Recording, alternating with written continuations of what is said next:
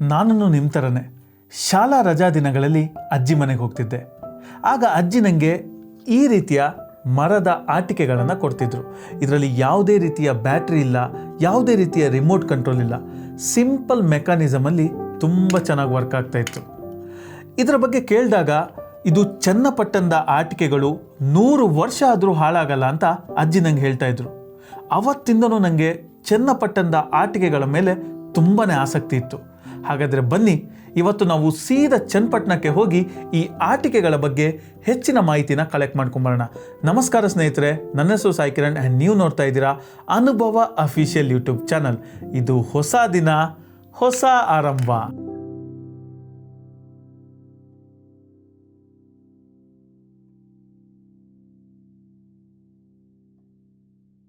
ರಾಜಧಾನಿ ನಗರ ಬೆಂಗಳೂರು ಹಾಗೂ ಸಾಂಸ್ಕೃತಿಕ ನಗರ ಮೈಸೂರಿನ ಮಧ್ಯಭಾಗದಲ್ಲಿ ಗೊಂಬೆಗಳ ಊರಾದಂಥ ಚನ್ನಪಟ್ಟಣ ಸಿಗತ್ತೆ.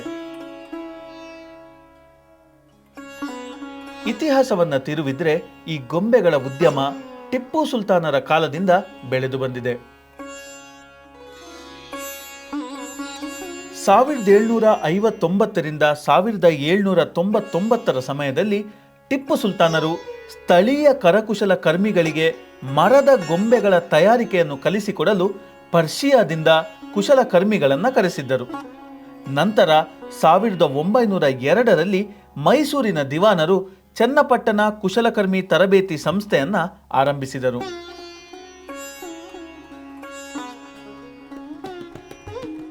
ನೀವು ದೊಡ್ಡ ದೊಡ್ಡ ನಗರಗಳಲ್ಲಿ IT ಟೆಕ್ ಪಾರ್ಕ್ಗಳನ್ನು ನೋಡಿರ್ತೀರ.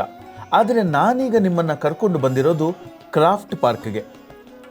ಈಗಿನ ಹೆಚ್ಚಿನ ಚನ್ನಪಟ್ಟಣದ ಆಟಿಕೆಗಳು ಈ ಸ್ಥಳದಲ್ಲೇ ತಯಾರಾಗುತ್ತದೆ.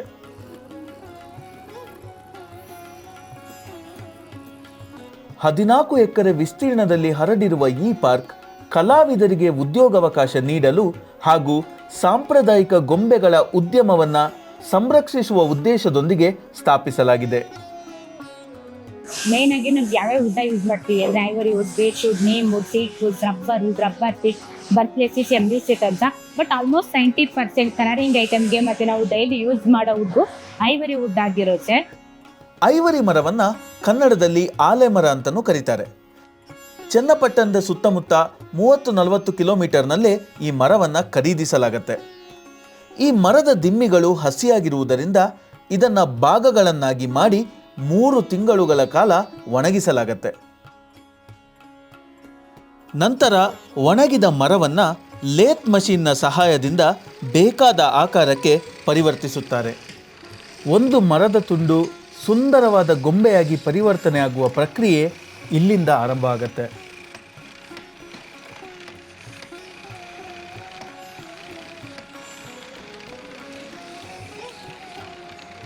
ನಾವು ಶಾಪ್ಗೋಗಿ ಚೌಕಾಸಿ ಮಾಡಿ ಗೊಂಬೆ ಖರೀದಿ ಮಾಡಿಬಿಡ್ತೀವಿ. ಆದರೆ ಪ್ರತಿಯೊಂದು ಗೊಂಬೆ ಹಿಂದೆನೂ ಎಷ್ಟು ಕೆಲಸ ಇದೆ ಅಂತ ಇಲ್ಲಿಗೆ ಬಂದರೆ ಮಾತ್ರ ಗೊತ್ತಾಗತ್ತೆ.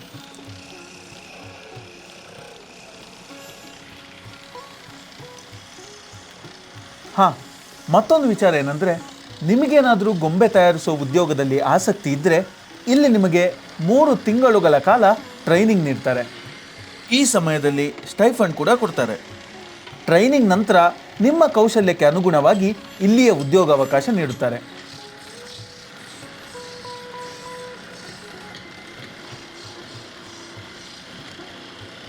ಇಲ್ಲಿ ನೋಡಿ, ಹೆಚ್ಚಂದರೆ 2ರಿಂದ 3 ನಿಮಿಷ ಆಗಿರ್ಬೋದಷ್ಟೇ. ಮರದ ತುಂಡಿಗೆ ಈ ಅಕ್ಕ ಎಷ್ಟು ಚಂದದ ಗೊಂಬೆ ಆಕಾರ ಕೊಟ್ಟಿದ್ದಾರೆ ನೋಡಿ.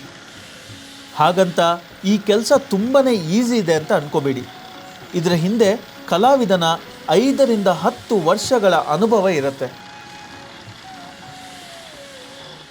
ಇಲ್ಲಿ ಸ್ಯಾಂಡ್ ಪೇಪರ್ನ ಬಳಸಿ ಗೊಂಬೆ ಆಕಾರವನ್ನು ಇನ್ನೂ ನೈಸ್ ಮಾಡ್ತಿದ್ದಾರೆ.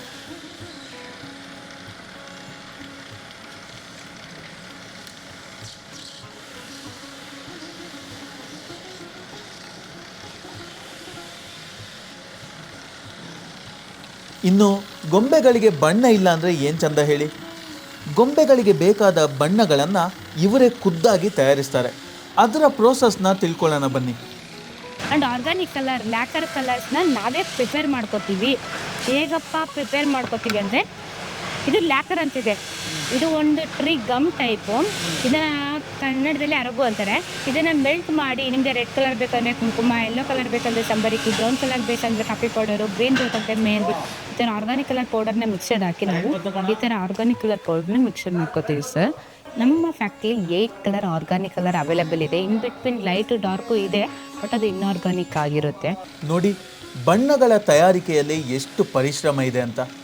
ನೈಸರ್ಗಿಕವಾಗಿ ಬಣ್ಣಗಳು ತಯಾರಾಗಿರೋದ್ರಿಂದ ಮಕ್ಕಳ ಆರೋಗ್ಯಕ್ಕೆ ಯಾವುದೇ ರೀತಿಯ ಹಾನಿಯಾಗಲ್ಲ.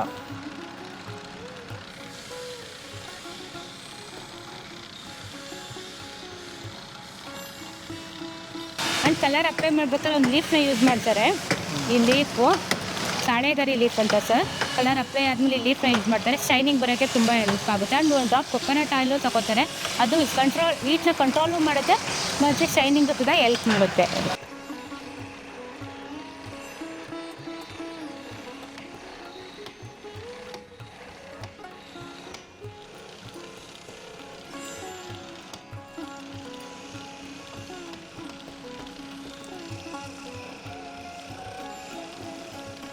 ಈ ಲ್ಯಾಕರ್ ಬಣ್ಣಗಳು ವ್ಯಾಕ್ಸ್ ರೂಪದಲ್ಲಿ ಇರೋದರಿಂದ ಬಣ್ಣ ಡ್ರೈ ಆಗೋಕ್ಕೆ ಹೆಚ್ಚಿನ ಸಮಯ ಬೇಕಾಗಿಲ್ಲ.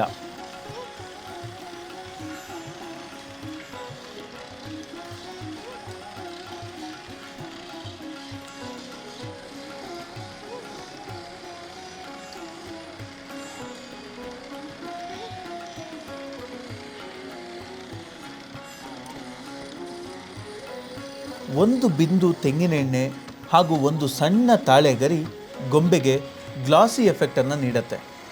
ಏನು ಅದ್ಭುತ ಅಲ್ವಾ? ನಮ್ಮ ಕರ್ನಾಟಕದಲ್ಲಿ ತಯಾರಾಗೋ ಈ ಗೊಂಬೆಗಳು US, UK ಹಾಗೂ ಮಿಡಲ್ ಈಸ್ಟ್ ದೇಶಗಳಿಗೂ ರಫ್ತಾಗತ್ತೆ ಅನ್ನೋಕ್ಕೆ ನನಗೆ ತುಂಬ ಹೆಮ್ಮೆ ಅನಿಸುತ್ತೆ. ಮತ್ತೊಂದು ವಿಶೇಷ ನಾನು ನಿಮಗೆ ತಿಳಿಸಲೇಬೇಕು. ಇಲ್ಲಿ ಗೊಂಬೆ ತಯಾರಿಸುವಾಗ ಉದುರಿದ ಮರದ ಪುಡಿ ಕೂಡ ಅಗರಬತ್ತಿ ತಯಾರಿಕೆಯಲ್ಲಿ ಬಳಸಲಾಗುತ್ತೆ. ಅಂದರೆ ವೇಸ್ಟೇಜ್ ಆಲ್ಮೋಸ್ಟ್ 0 ಅಂತಲೇ ಹೇಳ್ಬೋದು. ಇಲ್ಲಿ ತನಕ ವಿಡಿಯೋ ನೋಡಿರೋ ನಿಮಗೆ ಚನ್ನಪಟ್ಟಣದ ಗೊಂಬೆ ಕತೆ ಎಷ್ಟು ಕಲರ್ಫುಲ್ ಆಗಿದೆ ಅಂತ ಅನಿಸಿರ್ಬೋದು. ಆದರೆ ಕತೆ ಇನ್ನೂ ಇಲ್ಲಿಗೆ ಮುಗ್ದಿಲ್ಲ. ಮಾರ್ಚ್ 12, 2023ಕ್ಕೆ Bengaluru Mysuru national express highway opening ಆಗುತ್ತೆ. ಇದರಿಂದ ಹೈವೇ ಮೇಲೆ ಹೋಗೋ ಪ್ರಯಾಣಿಕರಿಗಂತೂ ಒಳ್ಳೆಯದೇ ಆಯಿತು. ಆದರೆ ಹೈವೇ ಕೆಳಗೆ ಗೊಂಬೆ ತಯಾರಿಕೆನೇ ನಮ್ಮ ಜೀವನ ಅಂತ ಬದುಕ್ತಿದ್ದ 40ರಿಂದ 50 ಕಾರ್ಖಾನೆಗಳು ಹಾಗೂ 4,000ಕ್ಕೂ ಹೆಚ್ಚು ಕುಶಲಕರ್ಮಿ ಕುಟುಂಬಗಳ ಮೇಲೆ ಮೋಡ ಆವರಿಸಿದೆ. ನೀವು ನಿಮ್ಮ ಮುಂಚೆ ನಿಮ್ಮ ತಂದೆ ಯಾರಾದ್ರೂ ಮಾಡ್ತಿದ್ರು ಈ ಕೆಲಸ? ತಾತ ಮಾಡ್ತಿದ್ರು. ಓ, ನಿಮ್ದು ಜನ್ರೇಷನ್ನೇ ಫುಲ್ಲು ಫೋಟೋ ಎಲ್ಲ ನೋಡಿದೆ, ಎಲ್ಲ ಓಲ್ಡ್ ಫೋಟೋಸ್ ಎಲ್ಲ ಇಟ್ಕೊಂಡಿರ. ನಾನು ಡೀಸೆಲ್ ಎಲೆಕ್ಟ್ರಿಕಲ್ ಡ್ರೈವರ್ ಆಗಿದೆ sir. Training wheel and axle plant. Okay, ಆ ಫೀಲ್ಡಿಂದ ನಾನು ರಿಸೈನ್ ಮಾಡ್ಬಿಟ್ಟೆ ಸರ್. ಗೌರ್ಮೆಂಟ್ ಜಾಬ್ ಅಲ್ವಾ ಅದು? Central government. ಹೌದು. 6 ಮಂತ್ ಟ್ರೈನಿಂಗ್ ತಗೊಂಡಿದ್ದೆ.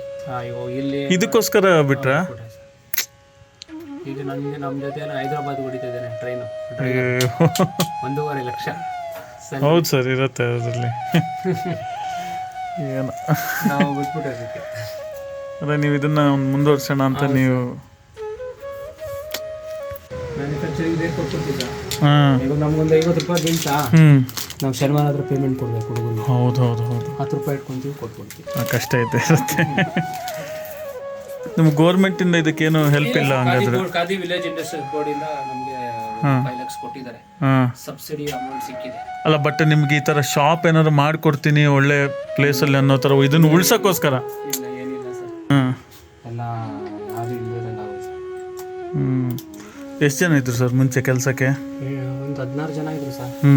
ಇವಾಗ ಒಂದು 8 ಜನ ಆಗಿದ್ದಾರೆ. ಹೌದಾ? Mind concentration. ಇಬ್ಬರು ರೆಗ್ಯುಲರ್ ಆಗಿ ಹೋಗ್ತಿತ್ತು ಪಾಪ. ಆನ್ ಸೈಟ್ ಅಂದರೆ ಬೇರೆ ಕಡೆ ಫಾರಿನ್ ಕಂಟ್ರೀಸ್ಗಳಿಗೆ ಕ್ರಿಸ್ಮಸ್ಗೆ ಜಾಸ್ತಿ ಯೂಸ್ ಮಾಡ್ತಿದ್ರು. ಸೊ ನೀವೆಲ್ಲ ಮಾಡಿಟ್ಟಿರ್ತೀರ? ಹೌದು ಸರ್.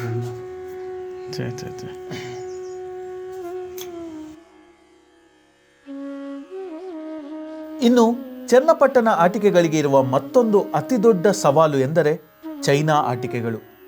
ಚೀನಾ ವಿಶ್ವದಲ್ಲಿಯೇ ಆಟಿಕೆಗಳ ಅತಿದೊಡ್ಡ ಉತ್ಪಾದಕ ಹಾಗೂ ರಫ್ತುದಾರ ದೇಶವಾಗಿದೆ. ಇದು ಜಾಗತಿಕ ಆಟಿಕೆ ಪೂರೈಕೆಯ ಸುಮಾರು 80% ಭಾಗವನ್ನು ತಾನೇ ಉತ್ಪಾದಿಸುತ್ತದೆ.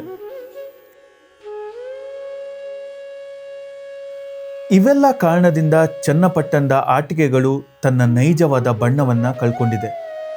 ಈ ಸದ್ಯದ ಪರಿಸ್ಥಿತಿಯಲ್ಲಿ ಚನ್ನಪಟ್ಟಣದ ಆಟಿಕೆಗಳಿಗೆ ಭವಿಷ್ಯ ಇರೋದು ಪ್ರಮೋಷನ್ನಿಂದ ಹಾಗೂ ಸರ್ಕಾರದ ಬೆಂಬಲದಿಂದ ಮಾತ್ರ.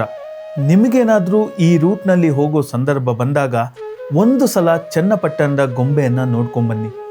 ಪ್ರತಿ ಗೊಂಬೆನೂ ನಿಮಗೊಂದು ಕಥೆಯನ್ನು ಹೇಳುತ್ತೆ. ಅದೇ ರೀತಿ ಪ್ರತಿ ಗೊಂಬೆ ಹಿಂದೆನೂ ಒಬ್ಬ ಕಲಾವಿದನ ಪರಿಶ್ರಮ ಇದ್ದೇ ಇರುತ್ತೆ. ನಾನು ಈ ವಿಡಿಯೋ ಮಾಡ್ತಿರೋದು ಯಾವುದೇ ಪ್ರಮೋಷನ್ಗೋಸ್ಕರ ಅಲ್ಲ ಅಥವಾ ಯಾವುದೇ ದುಡ್ಡಿನ ಆಸೆಗೋಸ್ಕರ ಅಲ್ಲ. ನಾವು ನಮ್ಮ ಕಲೆಯನ್ನು ಹಾಗೂ ನಮ್ಮ ಕಲಾವಿದರನ್ನು ಪ್ರೋತ್ಸಾಹಿಸಬೇಕು ಅನ್ನೋದೇ ಈ ವಿಡಿಯೋದ ಮುಖ್ಯ ಉದ್ದೇಶ. ನೀವೇನು ಮಾಡ್ಬೋದು ಅಂದರೆ ಈ ವಿಡಿಯೋನ ಆದಷ್ಟು ಜನರಿಗೆ, ನಿಮ್ಮ ಫ್ಯಾಮಿಲಿಗೆ, ನಿಮ್ಮ ಫ್ರೆಂಡ್ಸಿಗೆ ಶೇರ್ ಮಾಡಿ. ಸೊ ನಮ್ಮ ಚನ್ನಪಟ್ಟಣದ ಆಟಿಕೆಗಳ ಬಗ್ಗೆ ಹೆಚ್ಚಿನ ಜನರಿಗೆ ಮಾಹಿತಿಯನ್ನು ತಿಳಿಸಿ. ಅದೇ ರೀತಿ ಚೈನಾ ಆಟಿಕೆಗಳನ್ನು ಬಿಟ್ಟು ನಮ್ಮಲ್ಲೇ ಸಾಂಪ್ರದಾಯಿಕವಾಗಿ ಹಾಗೂ ನೈಸರ್ಗಿಕವಾಗಿ ಹಾಗೂ ಆರೋಗ್ಯಕರವಾಗಿ ತಯಾರಿಸಿದಂಥ ಚನ್ನಪಟ್ಟಣದ ಆಟಿಕೆಗಳನ್ನೇ ಬಳಸಿ ಅಂತ ಹೇಳ್ತಾ ಈ ವಿಡಿಯೋನ ಇಲ್ಲಿಗೆ ಎಂಡ್ ಮಾಡ್ತಾ ಇದ್ದೀನಿ. ವಿಡಿಯೋ ಇಷ್ಟ ಆಗಿದ್ರೆ ಲೈಕ್ ಮಾಡಿ, ಶೇರ್ ಮಾಡಿ, ಸಬ್ಸ್ಕ್ರೈಬ್ ಮಾಡಿ. ಅದೇ ರೀತಿ ನಿಮ್ಮ ಅಭಿಪ್ರಾಯವನ್ನು ಕಮೆಂಟ್ ಮೂಲಕ ತಿಳಿಸಿ ಅಂತ ಹೇಳ್ತಾ ಇವತ್ತಿನ ನಿಮ್ಮ ಟೈಮ್ನ ನನ್ನ ಜೊತೆ ಸ್ಪೆಂಡ್ ಮಾಡಿದ್ದಕ್ಕಾಗಿ ಧನ್ಯವಾದಗಳು. ಮತ್ತೊಂದು ವಿಡಿಯೋದೊಂದಿಗೆ ನಿಮ್ಮನ್ನು ಭೇಟಿ ಆಗ್ತೀನಿ. ನಮಸ್ಕಾರ.